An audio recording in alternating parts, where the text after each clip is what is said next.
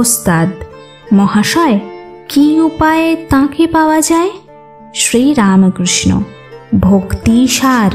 ঈশ্বর তো সর্বভূতে আছেন, তবে ভক্ত কাকে বলি? যার মন সর্বদা ঈশ্বরেতে আছে। আর অহংকার অভিমান থাকলে হয় না।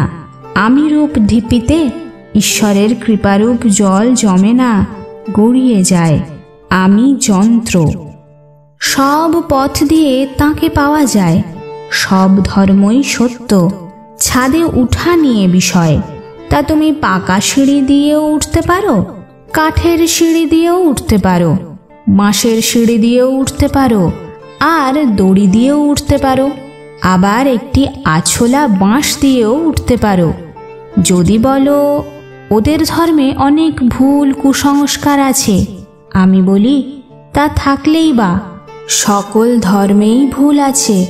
সবাই মনে করে আমার ঘড়ি ঠিক যাচ্ছে। ব্যাকুলতা থাকলেই হলো, তাঁর উপর ভালোবাসা টান থাকলেই হলো। তিনি যে অন্তর্যামী, অন্তরের টান ব্যাকুলতা দেখতে পান।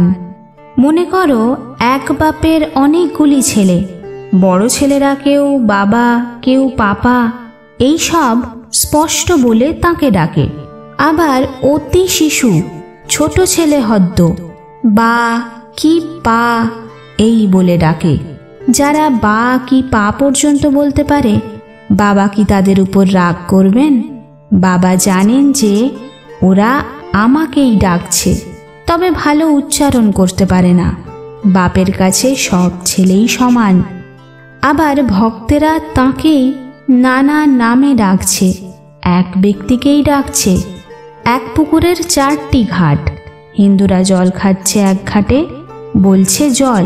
মুসলমানরা আর এক ঘাটে খাচ্ছে, বলছে পানি। ইংরেজরা আর এক ঘাটে খাচ্ছে, বলছে ওয়াটার। আবার অন্য লোক এক ঘাটে বলছে অ্যাকোয়া। এক ঈশ্বর, তাঁর নানা নাম।